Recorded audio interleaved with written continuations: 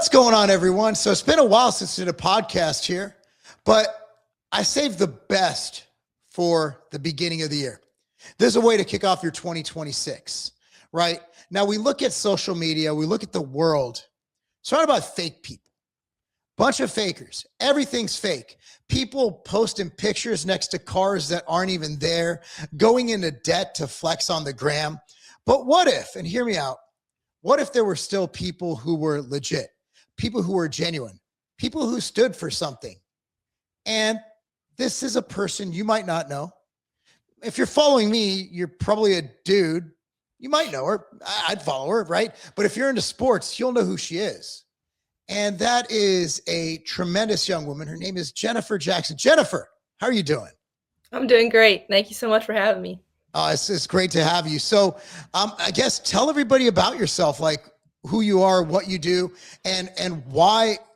Well, you could brag a little bit, right? We don't have to be humble here. Pretend this is like a resume. You know, you always look at your job resume. You're like, man, that sounds very like too into myself, but it's a brag sheet. So who are you? What have you done? And what are you doing now? So my name is Jennifer Jackson. I'm 19. I'm from a small town outside of Austin, Texas. I started a company called Mother Faux Care. It's an all-natural tallow performance company. I play professional tennis, and I love anything outdoors, ancestral, primal, anything to do with food, health, diet, all the crazy biohacking, everything to do with that. So, Mother Faux Care started out of a necessity, and then it turned into a passion. I had eczema really bad, and I realized, why is everything we're using so crazy toxic and people don't know? So I want to help wake up the world, not only to what we're being poisoned with every single day, but also just to the joy of life, and you only live once. That's my motto. So let me get this straight. So, okay. So I started my career at Weeder Publications when I was 19.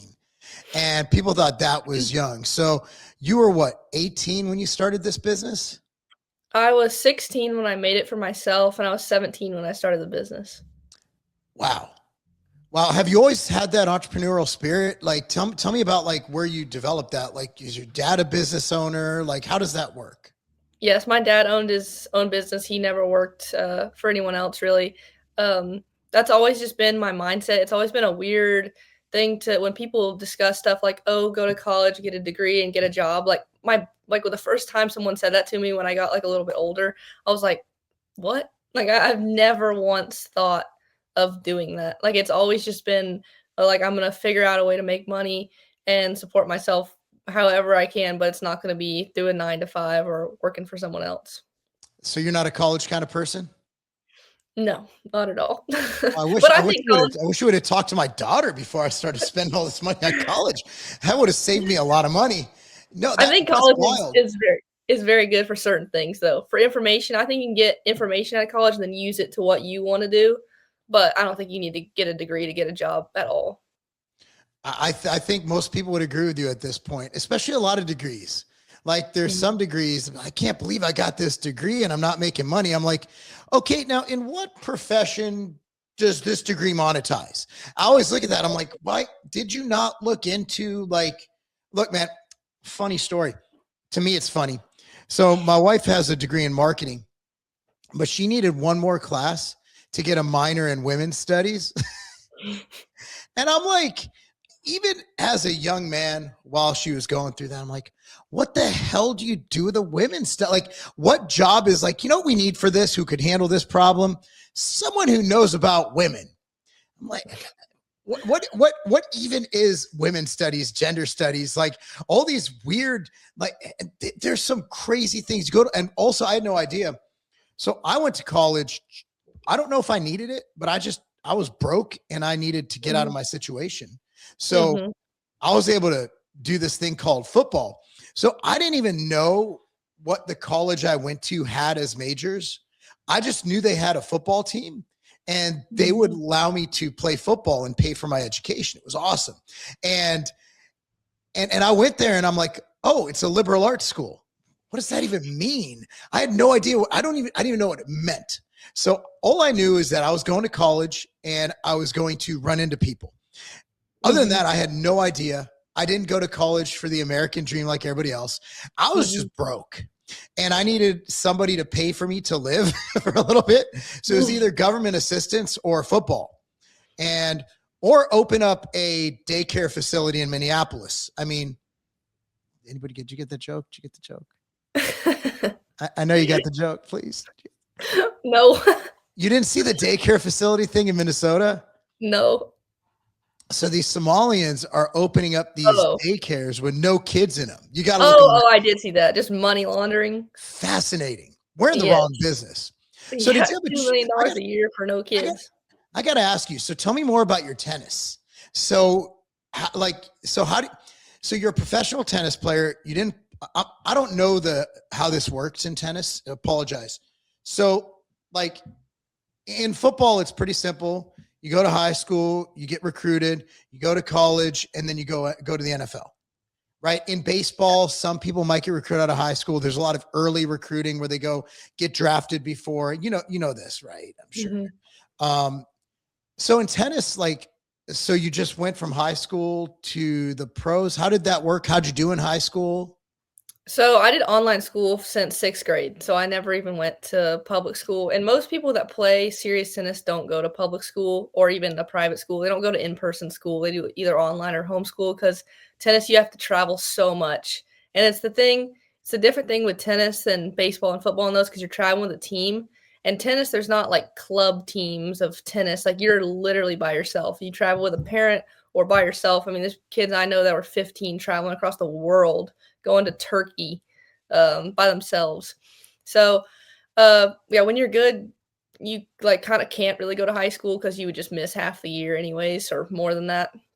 So, I was originally committed to a college and I signed and everything, and I decided that I didn't want to go to college and I wanted to play pro. And I played pro for you can just decide. All you have to have is money because you just have to get into tournaments, which is it's super expensive. You have to travel there, you have to get in, you have to win, and then you rack up points, then the more points you get, the bigger tournaments you get in until you get to the highest level ones, and the money keeps getting better, but it's super, super, super expensive. ESPN ranked tennis the number 1 hardest sport to go pro in because you just have to pay Yeah. for it yourself. Well, it's kind of like boxing. Boxing, you could just turn pro.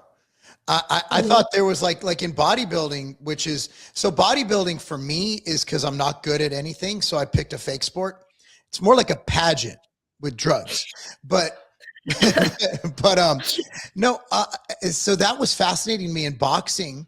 That my buddy went pro, and he hadn't been boxing in like 20 years, and he did his first pro fight.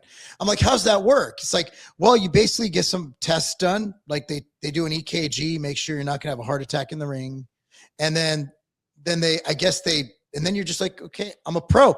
And then once you get mhm, paid, you're a pro. So once you do a for-profit fight, and it's just the weirdest thing because I could have been pro and I was terrible compared to obviously real fighters. mhm, And I had a couple amateur fights under my belt, but I wasn't by any means going to compete with Anthony Joshua and Andy Ruiz and Tyson Fury. Like they're going to kick my mhm, ass.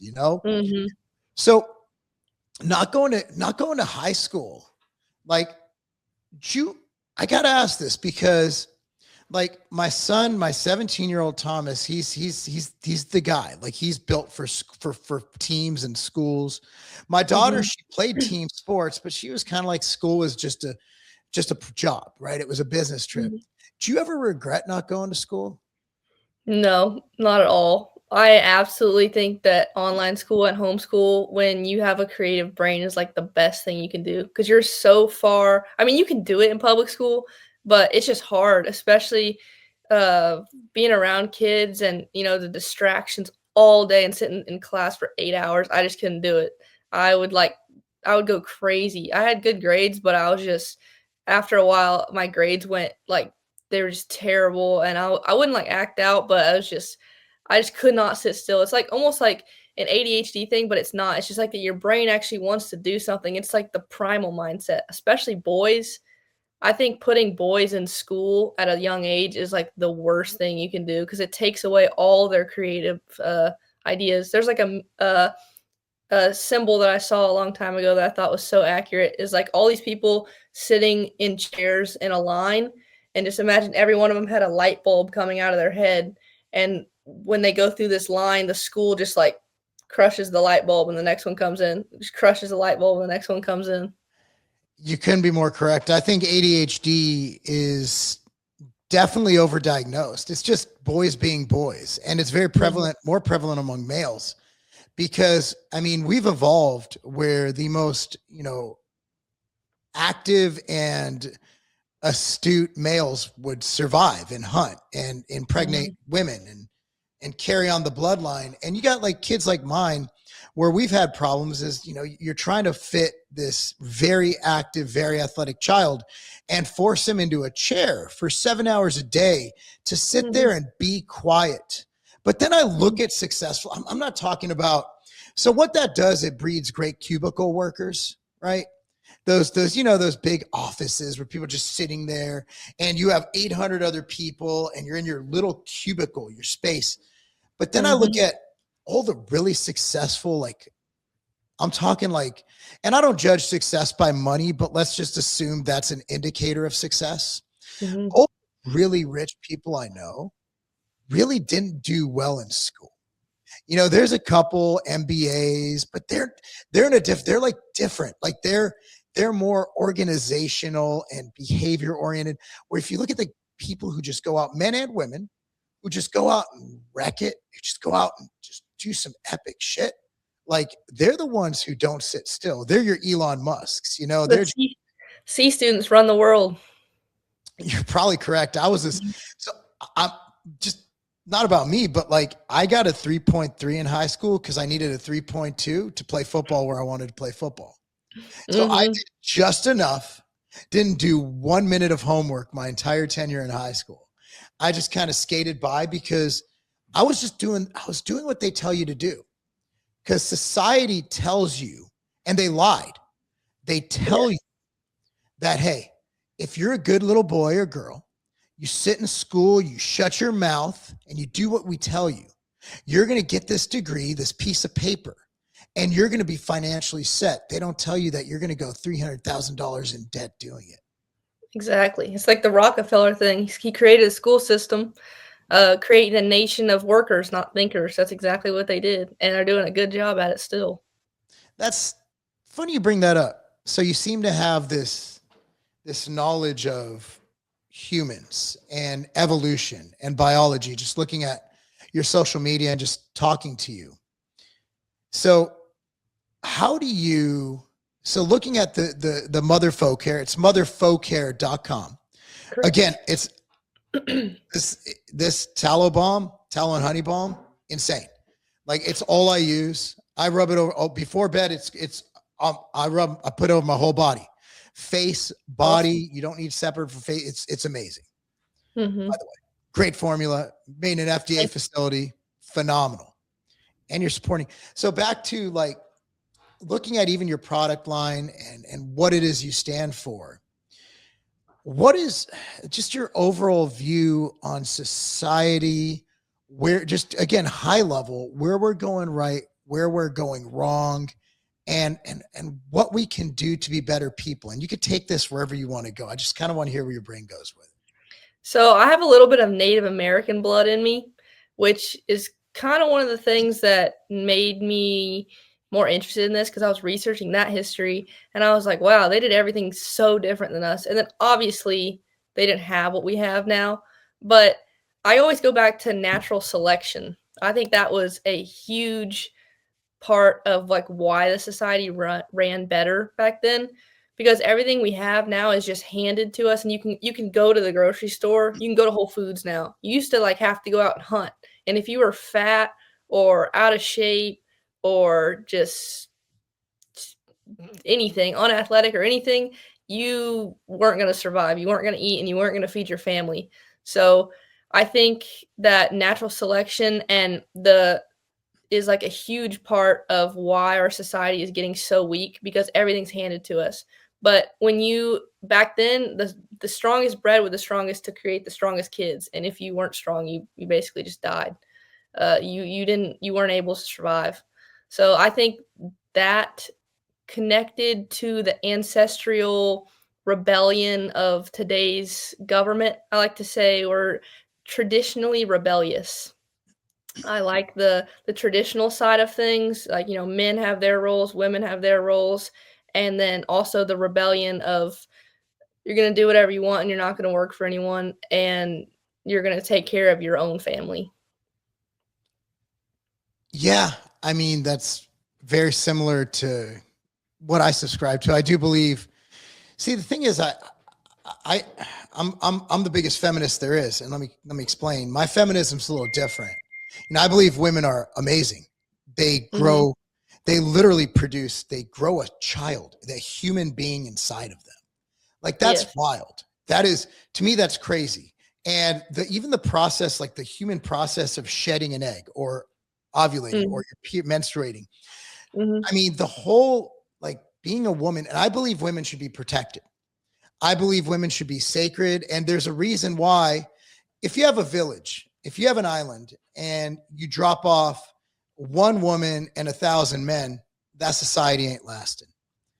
But Exactly. if you have one man and 1,000 women, like your society is going to carry on. So men are way more expendable than women, which is Mhm. why I believe in protecting women. So when I say things that are kind of what many would consider to be, I don't know, a bit patriarchal or a bit misogynistic, it's really not. It's due to my respect for women. Mhm. And I also think that, you know, I was complete opposite when I was younger, being that I lived in California. And, when I got married to my high school sweetheart, and the crazy thing was, I didn't want my wife to quit working because she was making more money than me. And I was happy with that. I was totally cool with it. I'm like, this is great. I've scored. She's hot. She makes money. This is great. Uh, but no, but then I realized, the child needs the mom at home. And I Mhm. saw the way she was able to bond with the children, the way she was able to put her heart and soul into raising our children, who have come out pretty good so far. And that's a lot due to me sacrificing and just working harder to make more money to support the family. But I think that men are soft. And I think that it's really hard for men. Oh, these women have changed. I'm like, what if men tried looking in the mirror? Like we've become so friggin' soft. Yes. Everything is just, I mean, there's no, it just seems like masculine men are making a comeback though. I'll tell you Mhm. what, this My generation right generation. now, your generation, my daughter's generation, you're the same age Mhm. as my daughter, which makes me feel really old. Um, Dude, you guys are amazing. You are now the men are the women. You guys got problems, but the I males agree. in your generation are friggin' amazing. But Yes. yeah, I think it goes both ways. I think that weak men, and I think I want to hear your opinion on the feminist movement, like feminism in general. When I say I'm a feminist, I mean that I hold women to a standard of respect and love and admiration due to Mhm. what God created them to do and due to their ability to carry on the human line. Now, feminism in its classical sense is we don't need men. Women Mhm. can do everything men can do just as good. Mhm. Um, which in some cases, yes, women can, but there's those other things men can do better. But I want to hear your opinion on like classical feminism. I think it's very interesting because I think it makes 0 sense. I think that women they're all this stuff about, "I don't wanna serve my husband. I don't wanna be on his what he tells me to do," but then they go work their 9 to 5, and their boss is the same thing. And the same thing you said about, your wife taking care of your kids in daycare, I think that was another Rockefeller thing where, um, the woman was supposed to raise the kids in the household, and now they're outsourcing it to these daycare centers, and it costs more money than her just staying at home. So I just think it doesn't make any sense. But I mean, there's a I have mixed opinions on. I'm a little bit hardcore on if women should even have the right to vote. Um, but So I do. 90% of my channel is gonna love you. Um, I we'll get back to that. Go on. I mean, it's weird to say that as a woman, but I do agree with you that my whole generation is screwed up. But the men in my generation are like getting it back together, but the women need to catch up because we're half of or more than half of us are absolutely psycho. Um, And they're on SSRIs and psych meds. I think it's 50% of women between, what is it, like 19 and 25 or 9. I forgot the exact age range, but it's fascinating and disturbing how many young women are on psychiatric drugs. yes, birth control, Accutane, and SSRIs are ruining our brains. They're actually ruining our brains. They're they're toxic and the fact that we even think we need them, but what we really need is sunlight, exercise, true purpose, real food. But yeah, the medical system is a whole nother rabbit hole that's completely screwed up, just like the school system. Aren't you too young to be going down these rabbit holes, Jennifer? So I, Maybe, I but I'm not. want to, so birth control is, I'm not going to lie. Like when we were kids, we didn't know half this stuff. Mhm, So my wife and I, before we got, actually, I think it might've been after we got married, we didn't want to get pregnant.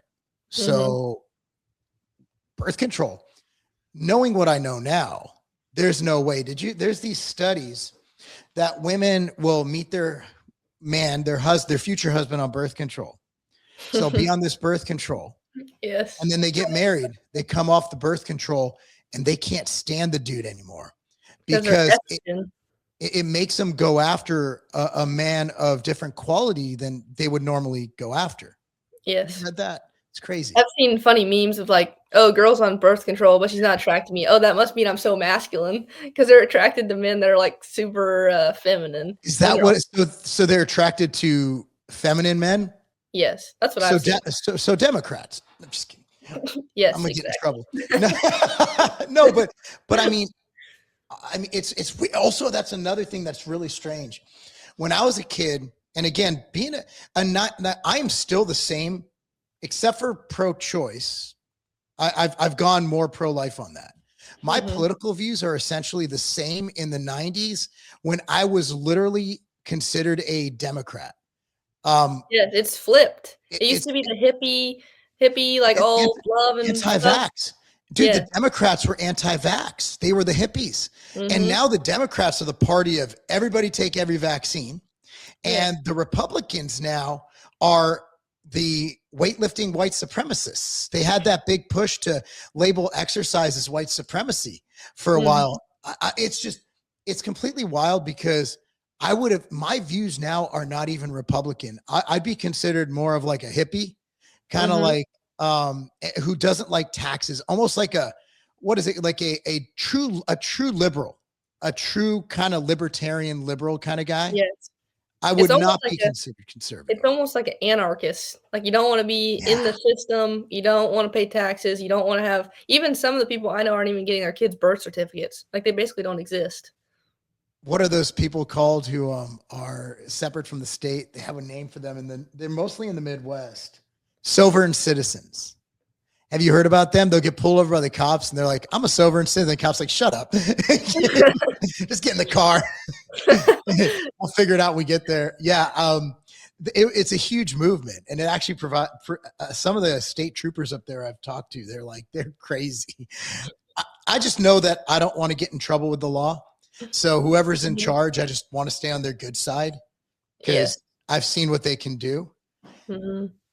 So yeah, birth control, crazy, crazy. How, I mean, back when, and it seems like they push birth control, doctors almost push it on young women. Yeah, and they're so uneducated. Girls have no idea what's in that. I mean, the I mean, I you should probably know when you open the box and the list of side effects is 20 pages long on a giant sheet of paper that maybe you should look into it a little more. But yeah, they're getting girls on. I saw another stat too that like 75% of girls after the age of 14, that's when the doctors start recommending it. So their brains are immediately just screwed up from the time they're 14, and then it screws up. It really does screw up your perception of other people, even other girls and people, and the way you act, and it causes acne. So people get on Accutane on top of that, and then that causes depression, and then they get on SSRIs on top of that, and they're just stacking all this medication when, I mean, there's simpler solutions to that for sure. A lot of it has to do with, in my opinion, diet. I think diet's a huge player, and I think exercise. I have the fortune, you probably have the same. I live in this athletic bubble where I don't know normal kids. Like all my kids' friends are athletes, but you got to realize like the athlete population is very low. So I'd imagine that my interaction with kids your age is a very focused group of athletes. And then there's the other kids. I don't know, the emos, and we used to call them stoners. Furries. Furries. Yeah, furries. That's a thing. It was a thing. I didn't think it's a made up thing. I know they had an issue. I forgot which state where these furries were coming to school, and like I think it was like elementary school, and they were like attacking the other kids as the furry they were pretending to be. So you were like having cats bite people, and it was a huge thing where kids actually walked out of school. Like, how does a kid know they're a furry at 10 years old? Like, how that's illness. I think it's the parents. I think it's like Munchausen syndrome. Yeah, that too. The parents are probably mentally ill too if they accept that.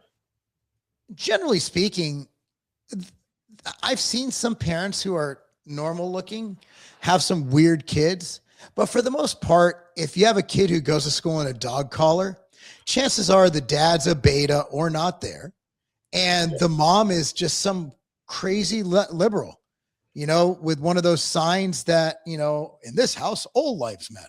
Or black. No, you can't say that. That's racist. You know, one of those like love is love. It's always those people who have the dog collars and the blue hair. Yes. I think the school shooting problem we have in the US obviously has nothing to do with guns. Guns don't kill people, people do. But is a mental health crisis too, because I think that, well, you know, like 90% of the shooters are transgender. And I think transgender is proven it's a gender dysmorphia, and that's a mental illness. So it is a mental illness problem. Yeah, it all goes back to the same thing. It goes back to food, and our brains can't function on this constant. Have you heard of goy slop? That's my kids were telling me. So just a background. Goy is, so if you're Jewish and you call someone a goy, that's like the N-word, but for everybody who's not Jewish. So that's the origin of the word. Goy is like the worst word. But yeah, goy slop. Yeah, I've heard of goy slop. My kids were showing me that yesterday, as a matter of fact. That's funny. I sound old. Yeah, the kids were telling me this. Yeah, but yeah, our brains are constantly screwed up. We got fake food, fake medicine, zero passion, zero drive, fake dopamine all day, scrolling. And yeah, no wonder we're coming up with 87 genders because we have nothing to do. We used to like, you would be focused on going to get food. You would be focused on providing for your family. You'd be focused on surviving yourself. But now everything's provided for us. So we just come up with these ideas like, oh, I'm a pansexual or whatever. That doesn't make any sense. They just come up with stuff, and because we got nothing to do. My favorite is queer because it doesn't mean anything. It just means you're different. Oh, so anyone, theoretically, I could be a queer. Because it doesn't really mean anything. I remember it doesn't mean anything. Where I'm just the most boring guy ever. But I could be like, but there's crazy because, so I'm in the business world, and this has bit me in the butt in the past because I do speak my mind. But what's really crazy is you're filling out an application to get your product into these large retailers. And then there's a whole section, probably about 40% of the admission paperwork is, are you a Black-owned business? Are you a gay-owned business? My question is, how do they prove you're gay? Like, how do you prove that? How do you prove you're Black? Like my wife has like 1% African in her 23andMe. Like, how do you Mhm. prove any of this? Right. And then they'll tell you, no, but so then they're like, are you a women's owned business? But they Yes. can't tell you what a woman is. Yes. Well, yeah, I'm a woman. I just decided because I'm gender fluid. I just decided this morning I'm a woman. But I was just because I was for one of my old brands. I remember I called one of my partners and we were filling out a paperwork for a large store chain of stores. Mhm. And I'm like, so we get like special treatment if we're gay. Yeah. Like, who's taking one for the team? And he's like, well, how would they know? And I'm like, well, I mean, we could doctor up some photos. Like, how do you prove that? Like, I want to know how you prove how do you prove you're gay? Like, and also, how is that an identifier of a person? Like, I don't self-identify as a straight man. I'm just a dude Mhm. who likes working and likes training and likes coaching, right? Like, I, I've never once woke up in the morning and said, yeah, I'm straight today. Yep. Yeah, it Yeah. shouldn't have Like it chicks. shouldn't it shouldn't have anything to do with business, Just obviously. just look, here's the thing, like we all have our own beliefs, whether you believe in Jesus or Allah or Yahweh or Buddha. We all have our beliefs, and I respect other people's beliefs because everybody believes that their belief is the belief, right? Mm, Like, so while I believe in Jesus, I know what it's like. I was born Jewish. I know what it's like to be like, I don't know who that guy is. So I yeah. understand, I empathize, but like I don't understand how it needs to be like a talking, how I need to know who you have sex with. I just Mhm. don't care. I don't care. Just be gay. Just Yeah. what you do behind closed doors or at a special bar of your choosing or who you ask on a date. How is that your identifier? I I don't understand it because I know a lot of straight dudes who I would guess are gay. I have no gaydar. Like, you ever meet like I have one gay friend and he's the most masculine dude ever, except for the Mhm. shorts he wears. His name's Michael. He's an amazing guy. He owns monkeys, so he has a monkey farm with his husband, and he has all these exotic animals. And he's an awesome guy, and he is like a man's man, like just a dude, jacked. Talks without a lisp, if that's what you're expecting. And I would never guess he's gay until you meet his husband, and you're like, oh yeah, you're gay. Mhm. But then I know straight dudes who are very kind of slight, kind of like, Yes. oh, hi, how are you doing? But they're married to hot women. And I'm okay. So I would never be able to guess. Yes. Even the gayest of gay guys, I'm so bad at that. I'd imagine most dudes don't know and just don't care. We're just like, you want to watch some football? Like, I'm not mad at that. Like, I don't know. Maybe that's just me, but I just don't think that should be an identifier. I think we should just be judged for who we are, not who we sleep with. Yeah, it has nothing to do with business, obviously, and I get the same question all the time, like, "Oh, you're a women-owned business, let me give you all the special treatment." I don't want that. Like, I don't Oh, think we'll that has take anything that to do with special treatment, Jennifer. We want all the special treatment. it. The special treat. Oh, trust me. I mean, just go for it. Just I own do it. I do have an interesting theory a little bit that I was thinking about the other day. I think that back when, like, all this stuff wasn't really a problem, I think people feel fulfilled by explaining themselves to other people and, like, the attention. I think fulfillment used to be, internal from taking care of your family and providing and being a good person and having, like, some kind of purpose in life, and now I think fulfillment is external. So, people get fulfilled by dressing a certain way or being a certain sexuality or being having some crazy stance on something, but they want, like, outside it's attention, but it's just external fulfillment instead of internal fulfillment. It's the inner happiness that you can't show people, but when you have it, then you don't care if other people know it or not because 'cause you're actually happy. That brings something up. Like, have you ever looked into earned dopamine versus given dopamine? Yeah. So, again, this is where this podcast is going. So, like, there's a porn addiction problem. Mhm. OnlyFans, what is it? 1 in 10 young women are on OnlyFans now, Yes, in my just generation. selling out their life, just ruining their future because no Mhm. one's going to hire a hooker. Like, I'm sorry, I'm not employing a hooker. Mhm. I'm not, I can't, I can't, I have a moral objection to someone who sells their body. Yes. Okay, so yes, we do kind of discriminate against hookers here, and I apologize. Um, so so you have this OnlyFans epidemic. My problem isn't with the women. It isn't, because they're opportunists. It's Mm-hmm. the men who are purchasing affection. So I Yeah. see the men as more of at fault. And men will be like, what about the woman? I'm like, well, somebody's keeping them in business. And we have a simp epidemic. And I've said this many times. There is a simp issue, but porn is just dopamine. It's just given to you. Mm-hmm. But earned dopamine, like, let me put into tennis, for example, tennis. Like, if you go to a tournament, no one's in your division, they just give you a first place trophy. Yeah, you'd be like, okay, I won. Cool. Yeah, I got a first place trophy. Mm-hmm. Little dopamine hit. But let's say you train for 6 months, you go there and you beat 5 of the best tennis players in the world. Mm-hmm. Then you're That happy. now that is dopamine. That's earned dopamine. That's like training versus drinking. That's like, you Yes. know, that's like going into, mustering up the strength to go in a cold plunge for 3 minutes versus spending $9.99 a month for some thoughts OnlyFans page, right? Yeah, Like, you got to get uncomfortable to get real dopamine. Cold plunge, hard workout, hard conversation. That's why Snapchat is ruining my generation too, because Snapchat. no dudes are going to talk to girls in person because all they do is just send screenshots of their face all day. That's Hopefully like it's just their face. I mean, so I'm hoping. I don't know. Yeah, I mean, I'm with you on all of that, but I want to bring it back to Rockefeller. Mhm. So you bring up Rockefeller a lot, and what would you say makes him such a pivotal player in a lot of things that you're saying are wrong with society? That's a good question.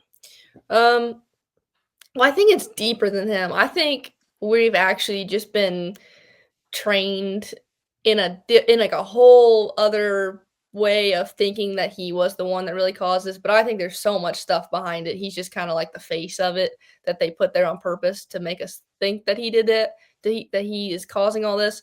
But I think it's just, it's a system.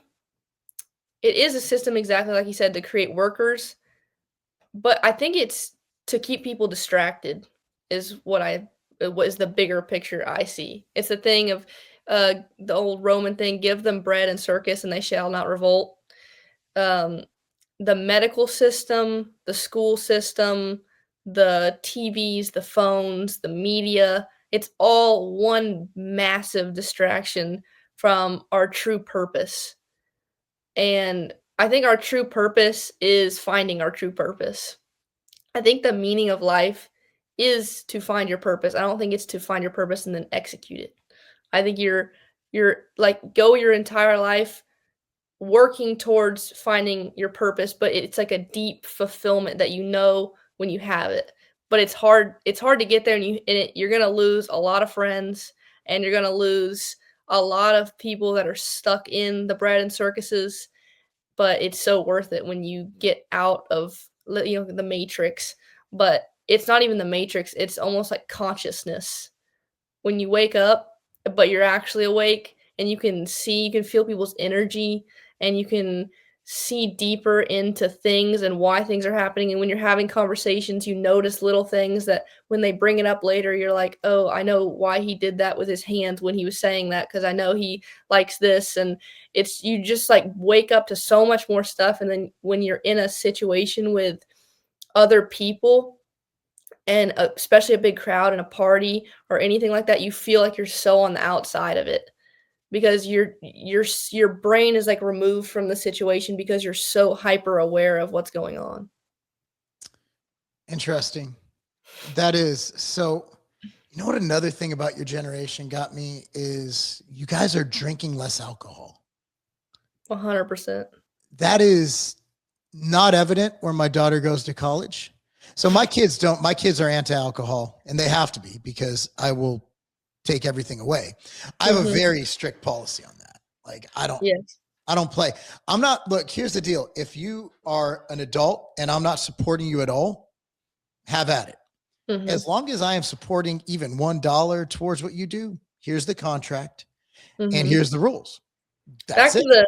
the human body is amazing. The fact that we can drink alcohol and it's literally poison. It's Alcohol is poison, poison. especially when you mix it with all our glyphosate glutens that we have in the US from domestic beers here.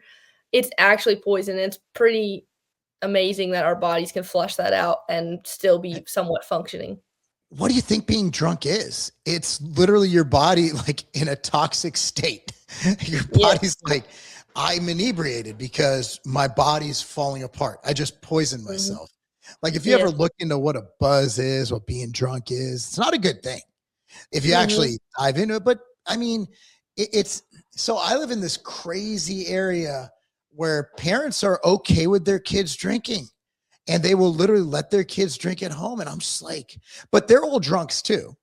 Like the Mhm. wine moms, it's wild to see. And you're crazy. If you don't drink, you're crazy. You don't drink Mhm. at all? No. Oh, is it because of bodybuilding? No, I don't compete anymore. I like, I like knowing where I am. I don't want Yeah. to pass out and puke and poop all over myself. I just don't think Mhm. that's a good look. Um, Yes. and then I don't want to feel like crap the next day. And I don't have that many brain cells, but I'd like to keep the ones I have. And it's just like, but it's really wild how it's not just socially acceptable. It is actually socially enforced where drinking is almost, well, you got to be social. I socially drink.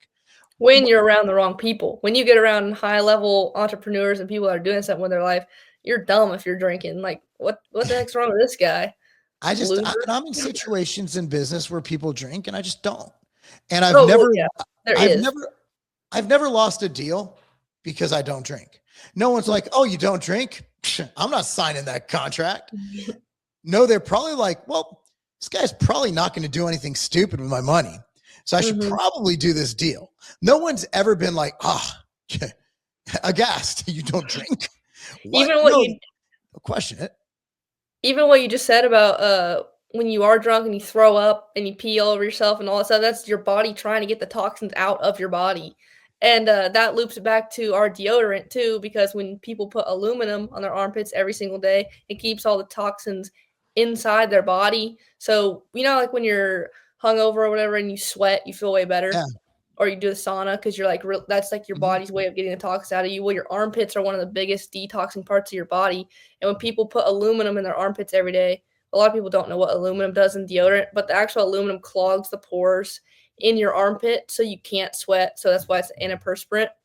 But our deodorant has bentonite clay in it, which is actually detoxing. So it lets the toxins come out and it's detoxing through the armpit through the pores at the same time. So when you wear our deodorant for a long time, you're constantly detoxing that when you do sweat, it doesn't smell and you can actually get it out. Yeah, this is the deodorant I use, by the way. This deodorant's amazing. And what you'll notice is I knew about that um, with the so I stopped wearing antiperspirant in my Mhm, 20s. So mhm, I've known about that for decades, right? Like a long time ago. And, then I went from I used to use the Old Spice Swagger because LL Cool J used it and he's LL Cool mhm. J. Like he's just cool. And, and then I started using natural deodorants. Then I started using this one. It's almost like when you don't have deodorant on, you don't smell. And Yeah, like that you used to. the people literally do bentonite clay armpit masks like once a month or whatever, and Yeah. it cleans out their pores. And but when you wear it every single day, it's constantly doing that. So like sometimes I just like forget to put on deodorant or I just don't want to, and I like don't smell and I don't sweat because I mean you could sweat like if you're working out or something, but like if you're just around other people or whatever, you're not gonna sweat like that because your body's not trying to force it out. It just comes out naturally. It's an absolute game changer. So yeah, and I do. There's man, you and I could talk on this evolution of humans forever. Mhm. But I do think that there is something really special with the Mother Folk Care line. First, how'd you come up with that name? So Mothers from Other Earth, my nickname has always been Fo. People just call me Fo, and then Care's from skincare, and then obviously now it kind of turned into a joke. So our slogan is "Be a Mother Fo Care." It's great. Yeah, So going to the brand, like, again, you've seen me do videos on it. If you watch my channel regularly, it's fantastic product. But what is your goal with the brand? Like, what do you want to do with Mother Folk Care? Where do you want to take it?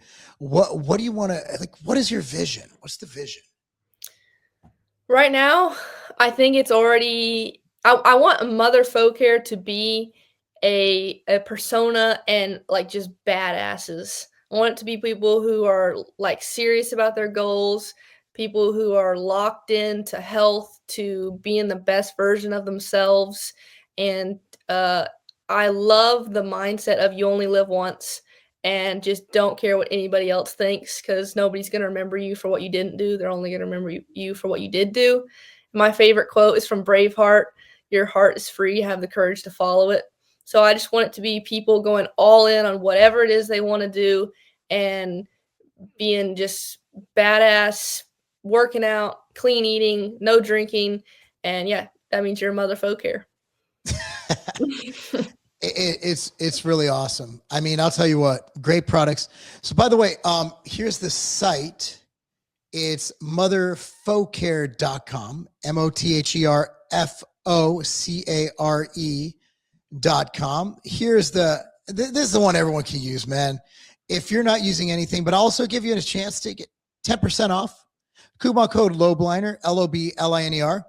I'm not getting any commission from it. It's all going to Jennifer. So don't worry about paying me. It's all going to the brand. I do not get a commission check. Coupon code LOBLINER saves you 10%. But this is the product everyone can use, like, period. And I'm a lotion. I have ashy skin. Like, I'm a cocoa. So I grew up in a mostly black area. So I was big on the cocoa butter lotion. Like, Mhm. that's what I've been using. But it's not the good shit. It's not like the Whole Foods one. It's Uh-huh. the cheap off-brand Walgreens Vaseline Yes, with cocoa butter. Don't even know if there's cocoa butter in it. probably not. So I have to use a lot of lotion. I just get ashy. It's weird. Like, I'm the ashiest white guy you will ever meet. But I don't even put anything on in the morning. I'll put on the sun cream when it's the summer, because there is a great sun cream under this brand. But every night before bed, lather up. Here's the thing about this: you wake up and you're not greasy. So Mhm. it doesn't have that greasy effect. Because, I mean, can you tell us, like, how does tallow work? Because tallow does something special with the skin, doesn't it? Yes, I was just about to say, so Vaseline and Aquaphor, what people use, most people use, especially on their lips. When you use Aquaphor, it doesn't penetrate the skin. It just sits on top of it. It creates that, like, glossy film. That's why a lot of people use Vaseline on cuts and injuries and stuff, because it keeps outside stuff from going in it. It's just like a barrier. It's a skin barrier, but it doesn't actually penetrate. So it has no real benefit at all. And it's actually made from crude oil from, like, tar that they pave roads. So it's really not ideal. um, tallow is it's animal fat. We use or grass-fed organic beef tallow. So um, it's basically melted beef fat, and fat matches the human skin barrier better than any plant oil can. So even like coconut oil, olive oil, especially seed oils, which are just a whole nother story. But tallow matches the human skin barrier, so it has collagen, vitamin A, K, C, D. So it's skin tightening because of the collagen, and because it matches our human skin barrier, it penetrates deeper than anything else. It actually goes deep into the pores and moisturizes from the inside out instead of just sitting on top of it. It's a game changer. I'll tell you what. I mean, if you've never used a tallow, well, I mean, definitely try this one if you have. But it's gonna absolutely change everything. Mhm. And there's no smell. Like, you either get, like, even unscented, like, lotion smells weird to me. Mhm. This is like a neutral, just easy smell. So if you have to put on, so my son actually, he'll get chapped lips a lot, especially during wrestling. Don't know why. So he actually carries this. You can use this on your lips. Yes, you can use it literally anywhere. It's even Yes. great for it's healing too, because it has, raw wildflower honey in it, so you can use it on sunburns, you can use it on scars, you can use it on little minor cuts and bruises. It's great under your eyes. I even put it in the tips of my hair, I put it on my eyelashes, put it on my lips. You can put it wherever you want. I actually put in my, I put in my balding ass head. I'll just Mhm, kind of your rub it in beard. there, every night. Oh yeah. So what? Here's a funny thing. So when my beard's long, when I actually go out and I actually keep my beard from being like it is now, I don't use beard product. I actually take this and I just do this, and it keeps my beard looking straight throughout the day. And my dogs love to lick my face. It's amazing. Yes. Yeah, when you put Actually, it they on, your don't. dogs will They, like it. they don't. But it's much better than having, like, a lot of these beard oils have a lot of crap in them. Yeah. So again, this is all in one. You have it for your hair, you have it for your beard. Like, I use it like if I go to like an event where I'm dressed nice, Mhm. like if I'm wearing a suit, I use this as kind of like my beard conditioner. So it looks a little darker, a little less Mhm. random hairs just coming out. You know, Yes. when I actually Even care about how I look. a lot of people use it for shaving cream too. It's so Really? thick and moisturizing, you can actually put it on a wet face and use it for shaving cream. And it's honestly versatile for everything. It's like fun fact, I put it on my cowboy boots to keep the leather hydrated. That's how you know it's good. You wouldn't go put CeraVe or whatever lotion on your cowboy boots. It wouldn't work. It wouldn't soak in like that. Or you could just be like me and never have owned a pair of cowboy boots. I'm in Come on, you can't Tennessee you though. can't live in Tennessee and not have cowboy boots. So here's something about Tennessee though. If you know, if someone's flying to Nashville, and you know who's flying to Nashville because it's all the women going to bachelorette parties in their stupid cowboy hats and their boots, Mhm. that's when you know you're not from here. Nobody dresses like that in Nashville. Like, Nashville's not even country. Nashville's Mhm. like a hipster Democrat blue city. It's exactly how Nobody's wearing Austin is. cowboy boots. Yeah, they're wearing cardigans or whatever those people wear. Mhm. They're definitely not wearing. They're definitely not. They're not masculine cowboys, and they're blue hair cowgirl not really happening. Nashville is not what it was in the Wild Wild West days, guys. It just isn't. So if you want some cowboy shit, you got to go about 30 minutes any direction. Any Yeah. direction. You go 30 minutes any direction, then you'll fit in your boots and your hat. But Sounds if like you're in sounds like Tennessee doesn't claim Nashville the same way Texas doesn't claim Austin. Nashville and Memphis, we're actually trying to give Memphis to Mississippi. We're trying. They won't take it. Now, if Mississippi won't take you, that means there's something really wrong with you. Because Mhm. if you took Memphis off of Tennessee, our crime rate would be like by far the lowest in the country. But with Memphis being the number one city for violence in the Mhm. country, Mhm. it skews our numbers. So people look at, and it's probably good because it's keeping the Californians out. But like, you look at our numbers, you're like, damn, Tennessee is wiling out. No, that's Memphis. That's a Mississippi territory that somehow we got stuck with. Yep. And then you cut Nashville and Memphis out of it. I mean, dude, you're in, it's heaven. But Tennessee's a Nashville's beautiful still, state. like, there are some blue cities that are pretty freaking awesome. I'm not gonna lie. Great art scene, What? the best coffee shops. What's a good one? Okay, I don't know the name of it, but have you ever been to Portland, Maine? No. Okay, it is like Portland, Oregon, except in Maine. And there's like Black Lives Matter and pride flags on churches out there. That's how left it is, right? Mhm. I'll tell you what though, if you go into a coffee shop and there's a pride flag, it's be the greatest coffee you've ever had.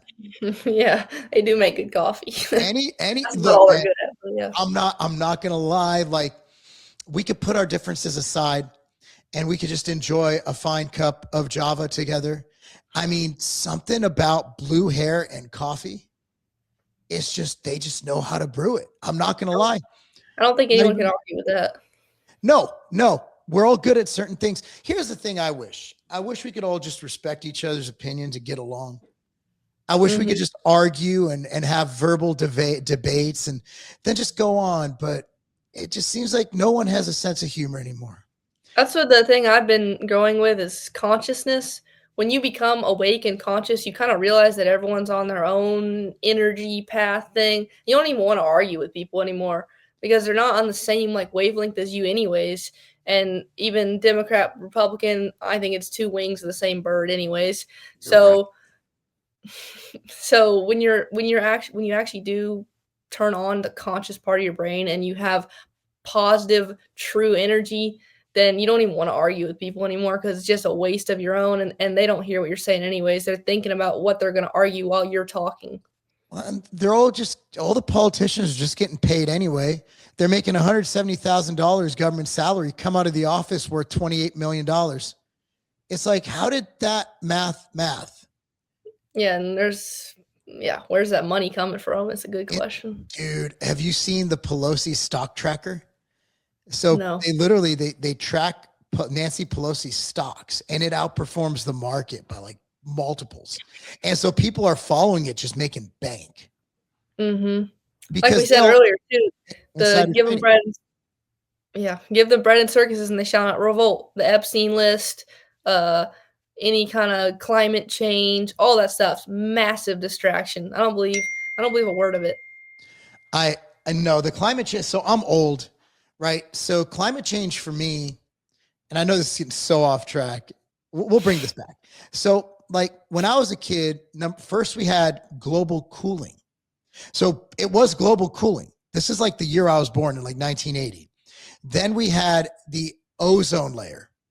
So the ozone layer was burning away, and we were all going to just get burnt by the sun and die. And then we had acid rain. Do you know about the acid rain? Basically, it would just start raining acid, and we'd all just melt in the street. And then came global warming. And I know exactly when this ended. It was 2006 in winter, because there was an unseasonably cold winter that winter. And then suddenly it became climate change. Mm-hmm. So I've been through all those phases, and I used to be like, and then they just don't live up to their promise. Al Gore's like, by 2010, Florida's going to be done. And you're like, that really sucks. I like Florida. What about Disney? And then at the same time, all him and his buddies are buying up coastal property in Florida. And you're like, wait a second. And then this year they actually added ice in Antarctica. Like that, it's actually getting colder. We're actually in a cooling trend. But now they're like, but climate change, think about how genius that is. It covers it all. Because if it gets warmer, it's climate change. If it gets colder, it's climate change. And God forbid there's a tornado or a hurricane, which have never happened in history. It was climate change. And they seem to forget that dinosaurs were killed off by weather, and they didn't even have cars. That's even, I think even the fact that we're talking about it is another giant distraction. Yeah, but I can say that about everything we do. but here's the thing, like I will continue, like football. You know, like my good friend Mike Cernovich, he talks about sports ball and distraction, same thing. But I actually like, it's like you watching tennis. Like I love football. Like I agree with that. I think you can do both. I think I agree. You got to have pleasure, right? You got to have bread and circuses. Well, because I think like basketball was created in place of war. I mean, people used to cut their heads off, in a coliseum, and so they started playing basketball instead. But I mean, even the early days of basketball, you got your head cut off. But really, I thought that Naismith guy invented it. I don't know. They played it wasn't really basketball. It was like a sideways hoop on like a wall, and you had to like throw the ball like sideways through this hoop. But if you lost, then they would just cut your head off, basically. But I think sports has its place. It's just the people that like worship sports players and athletes that I think that's where we went sideways. Same thing with celebrity worship. I think celebrity worship is one of the highest signs of low IQ. Oh, it is. It is. They actually did that on Taylor Swift fans. Yes, they're not the brightest. No, they just lock on to something and then they're stuck in it. You know what else pisses me off? Man caves. Like, what the hell's it? I'm gonna go in a basement away from my family to watch a bunch of grown men slap each other on the ass and play a game when I could be outside playing with my kid. And wait, hold on. I only get a basement. Like I pay the mortgage on this bitch. I got a man house. Like other people can cohabitate it with me. But look, if it's Sunday and I want to watch the damn TV in the main room, I'm sorry, I'm paying the mortgage. That's my TV. You could have it all week, but Sunday from 1 to 5, I'm watching ball. I'm going to sit there, watch with my kid. We're going to watch all the crap no one else watches, like offensive line combo blocks and shit. And we're going to have a blast. But Yeah, the man cave thing, dude. I got blasted. I did a post like 2 years ago on Instagram, just giving my opinion on man caves, and they're like, "Oh, you're just on steroids." I'm like, "So because I'm on steroids, I can't have an opinion on living rooms?" It's the wildest thing. It's just but man caves are stupid. I will say that for the record. If you have a man cave, there's something wrong with you. And I have friends who have man caves. There's something wrong with you, bro. Like, tell your wife you want to use the TV in there and use your basement for cool shit like ping pong or wrestling mats. Mm-hmm. Yeah, it goes back to the family thing. You want to be one family unit. It's different than separating yourself. It's the same thing with guys that go on retreats and stuff Yeah. together. If they were, I think this is kind of a controversial take, but if they were really a whole, a whole man, they would just be at home with their wife and kids. Yes, I don't do man trips. Like, I go on family vacations. I'm the man. Yes. Y'all can follow me. I'm leading this. I don't know anything about wilderness, so we would die. My daughter is so good at math. Like, I'd be like, I'm going to lead us right into our perishing. Like, I'm not good at that. There you go. That's natural selection. It is. It is. That's why I stay my ass in this desk chair. But if I had to, I could fight and, do that stuff. But I never, again, like, I'm a victim of my circumstance. I grew up in apartments. Like, why would I know how to do that? It wasn't, I was too busy worried about being stabbed. Like, I wasn't worried about like foraging. I was worried about some dude with a knife. Like, that was what went through my head. Don't get stabbed. Yes. So I think that's what, back to the school thing, instead of sitting in desks all day, I think we should be teaching kids how to fight, plants and natural foraging, and did you ever how to fight? survive. Yes, I do Muay Thai. You do? Oh, I did Muay Thai for a little. That thing's crazy. I hated it because you have to do this. You have to do the your stance is so slouched. And it's weird for tennis too, because your feet got to be like at a 45-degree angle, like open towards the person, so they got like opening toward you, so you can use your feet. But tennis is completely sideways, so it's like really weird for me to be. I think I told you I made all my kids fight. So they started with boxing, and then they all wrestled. My son's actually going to college to wrestle. And my other son, oh, dude, so you had to do a team sport and a combat sport. That was my rules. That was it, because I think they both teach you, because I don't think school teaches you shit. Yeah. And I think school's just a formality. I think school teaches you how to bend the rules when you do have a brain. I think it teaches you how to work in a factory.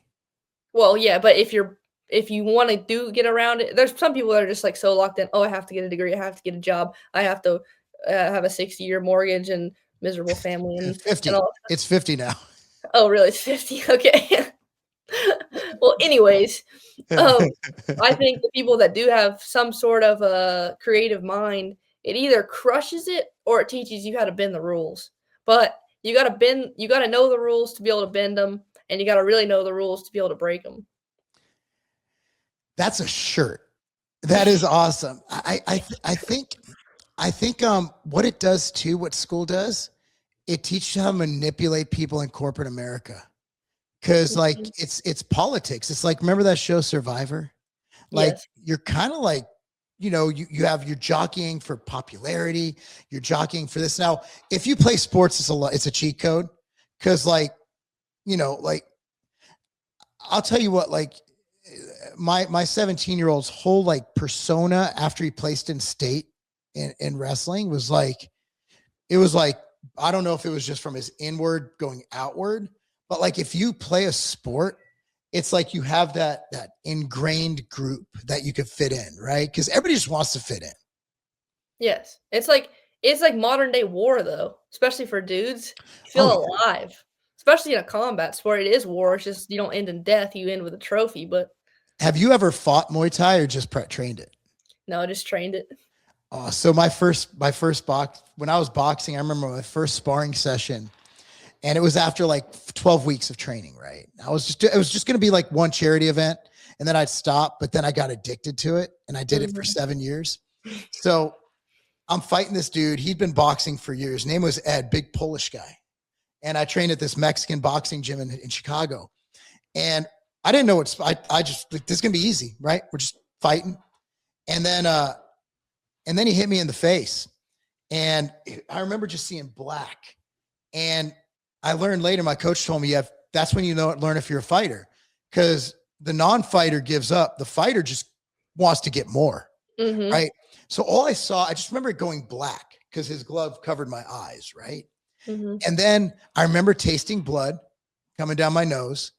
And then I remember thinking, I felt so fucking alive.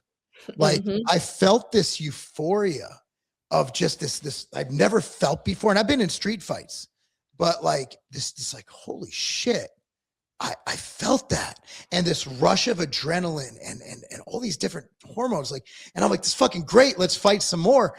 Ended up, my nose was messed up. He got a concussion. It was a terrible session. My wife was mortified. It was terrible. She never watched a sparring session again. She came to my fights, but never sparring. And it was just like, my kids have all fought. You know, my daughter's been knocked out in a boxing ring. My kids have both been in, you know, fights, in boxing fights, in wrestling. You're talk about humility, getting pinned in front of all your friends and girls at school. Yes. I just think there's something to be said for that. And I think every kid should wrestle. I wish I started my 12-year-old, he's 2-time state champ. He started at like 7 or 8. I wish I started him at 5. I mean, that's better than 99% of the world, even adults. But my friend sent me something the other day that said that women are the most attracted to men who are the closest to death. So that would apply to fighters, to cowboys, like steer wrestlers, firefighters, riders, air pilots, really? Because they're like the closer you are to death, the more you feel alive. And I think that's so true, because back then they were in war. I mean, the Vikings, Native Americans, the old cowboys, they were always like on the edge of death, but that made them feel so alive. And I feel like that still makes people feel alive, and people are attracted to people who are alive. And bringing it way back, you know what will kill that is birth control pills. Yes. Exactly. Because I mean, come on, there's nothing more masculine than protection. I think, so I might be wrong, but I think one of the main things women look for in men, and this just from, again, just a married guy outside looking in, is protection and providing. Now, when I say providing, it doesn't necessarily mean you have a G-Wagon, right? It means, okay, you're able to eat, you have shelter, you've covered the hierarchy of needs, right? But you also have a man who, if shit goes down, like my wife does not fear for anything. We're walking in downtown Nashville at night because she knows that I will lay my life on the line and I will die protecting our family. But you see these videos, these dudes where these people attack their family and they're scared and they run from it. And I know that's not me. But yeah, it's women for survival alone should be more attracted to men who can defend them, because women, again, speaking as a majority, women are not as strong as men. Yes. And women cannot defend themselves. A trained woman generally cannot defend themselves against an average man. It just is what it is. I think women should, back to the feminist thing, they should know how to train. And I mean, they should know how to fight. They should train, and they should be able to take care of themselves to an extent. But at some point, the testosterone and just man strength will overpower anything a woman can do. So I think that they should no, you shouldn't just be like, oh, my husband will do everything for me. You should know how to fight, and you should know how to defend yourself, but you shouldn't have to. Well, women are always going to be on their own somewhere. And they should be able to defend themselves. They should also carry a gun. Oh yeah, I agree with that. I do. I mean, yeah, my kids, again, wife, daughter, all trained in firearms and how to use them and carry. And I think, and that's why I wouldn't move to a blue state. I wouldn't do it because women are always at risk. Like, and when you're a father, your job is to protect not only your daughter, but your wife. So I can't be there all the time. So I Mhm. want to make sure that they can defend themselves. And if you're in a place like California, you can't defend yourself. You can't even get a concealed carry permit. Mhm. Where in Tennessee and Texas, you could just get a gun and carry it concealed no matter what, constitutional carry. And that Yep. makes me feel safer. And an armed society is a polite society. Mhm. Yeah, when it says, no gun or gun-free zone, that's the most dangerous zone you can be in because the good people don't have guns, but the bad ones do. You never see them attack rodeos. Yeah, good luck with that. You know, I'm going to go attack this rodeo. Like everybody, did you see that church in Texas where the guy came out? And I'm sure you did. It was pretty local. It's in the same state. And next thing you know, like 5 dudes old drawing him. Like he got like Yes. one shot off. And next Yes. thing you know, he's done. Yes. Like everybody had a weapon. So the church security had a weapon. Some Mhm. random dudes just attending church had a weapon. And unfortunately, that's the way society is. Church I Like, go to, every dude in there is carrying, and there's a dude out front or on the front side, everything. They got ARs and they're ready to go. well, that's why if you look at like a lot of times synagogues are attacked because Mhm. for some reason Jews aren't really hip to the guns yet. I'm like, but Israel, the teachers carry guns. I'm like, but American Jews are different. I'm not going to get, that's a whole nother time. That'll get us both canceled. We don't I need know, to go. I was We about don't. to say, I'm not saying anything on that subject. So I can, because I'm literally like, my mother served in the IDF. I don't know if you know that about me. So my mother served in the Israeli Defense Force, Okay, and my grandfather escaped Auschwitz. okay. So I have, it's like a N-word pass, but for the J word. I can say whatever I want. So I get away with it. I'm like, dude, you can't out-Jew me. Like, I'm literally one generation away from like serving in the Israeli military. What have Yeah. you done? And every Jew claims they had someone from like the Holocaust. Mhm. No, most of y'all are lying.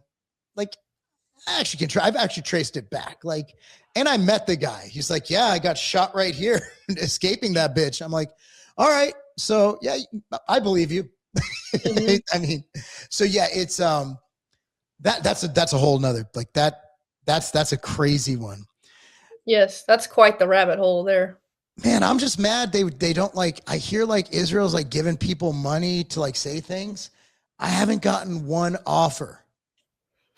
I would totally sell out. Russia, Israel, nobody's paying me. Like, I'd be crushing it right now. I'll totally, what do you need me to say? I'll go to the wall. I'll do that whole thing. Like, you just give me the right price. You guys got money, unless you're stingy, but I don't know. Yeah. No, it's hilarious because, I mean, it's just funny because if you look at it, like, there's just a lot of things that when somebody like a Nick Fuentes says something, Mhm. you're like, okay, that's outlandish, but he does have a point. You're like, ah. Yeah. Yeah, he's in my generation too. That's the type of people we're bringing up. Yeah, he's so I used to completely dislike the guy because I just heard sound clips and I heard his recent. I don't know if you've seen him. So I'm good friends from back in the day with the Hodge twins. I don't know if you know those guys. Yes. Mhm. And he did a podcast with him. I was actually listening to it on a car ride, and I listen to podcasts during my morning cardio sometimes, and I'm like, man, it's different. Like when he's joking around with the Hodge twins, and he's actually a likable, funny guy who there's some, and I'm not that guy who's like, well, I don't disagree with everything they say. I don't agree with everything he says. You shouldn't ever agree with everything anybody says. There's not one Mhm. person in this world that I agree with them 100% on everything. So I'm done Yes. saying that for anything. Like, Mhm. I mean, look, on a lot of, he does make a lot of points that make sense, and you'd be intellectually dishonest not to agree with that. And I hate that. It's like, well, I don't agree with everything he says. No, you shouldn't. I don't agree with everything my wife says. Yes. Unless I'm trying to be nice to her for whatever reason, like it's her Yeah, birthday or something. Even then, like all the time, my wife will say something. I'm like, I don't think that's right. And then I realized that I'm not going to win that fight. And that's where I'm a feminist, where I just give in and I simp out. But it's okay. It's okay to be a simp for your wife. It's totally fine. Mm-hmm. I keep telling, I'm like, yes, I am whipped. I don't care. I'm still married. I haven't had to pay child support. Like, that's a win. That is a win. It's expensive. Divorce is expensive. God, I keep bringing up new. I'm sorry. I know we're going to keep this 45, but Oh, it's good. See, we can get on the same subjects. We can keep talking forever. oh man, I yeah, it's so. But I'm assuming, just to close this out, I promise, this is too good. We got to do another one. So I'm assuming that you want to get married and have kids. Yes, I want What to does try. that do to your tennis? Well, I want to do it after I'm done with sports. I know a How lot long of do you want to people. play sports though? What? How long do you want to play sports though? Oh, I would say family's more important than sports. So whatever timeline that creates for itself, I'll I'll follow the path of what's supposed to happen. I think everything happens for a reason, and wherever you end up is where you're supposed to end up. So I have no regrets in life. That's just how I live my life. If it happens, it happens. If it doesn't, then I keep doing whatever I want. Same thing with money. Do what you love, and the money will come. I think same thing with people. Do what you love, and the people will come. Have you read the book Choice Theory by Glassner? No. It's funny because you came exact conclusion. I'm going to send you a copy. Okay. It's called Choice Theory. I have your address. It's a great book, Okay. and I think you'll really enjoy it. It's exactly your philosophy on life, but he's like really smart and stuff. So he puts it in. Not that you're not smart, but he's You Charles can Glassner. articulate it. He, I was he's probably like, all over the place. yeah, he's the dude. But yeah, so my wife and I were always very calculated. Like we said when we were 16 years old, we're gonna have a kid at 25. And then it's really weird because it's like God stepped in because we had a miscarriage at 23. And then we ended up having a baby at 25. It's almost like it was spoken into existence. That's the same thing with consciousness. I think humans are more powerful than they think they are, and they can and almost not predict the well. I did see an experiment where humans can predict what's going to happen on this. I don't know. It's a long story, but I think consciousness when you believe something like I don't even know, like just something like as simple as Instagram. I believe I have 1 million followers right now, and I believe that I'm helping 1 million people a day. It's gonna happen when you truly believe it. So I like that's when the doubt and other people's opinions come in, and you just gotta block them out. What is the saying? Whether you think you're wrong, what do you think you're wrong, or you think you're right, you're correct, You're or right. something. It's like Yeah. I don't remember I totally butchered that. But anyway, thanks so much. We'll definitely need to do this again.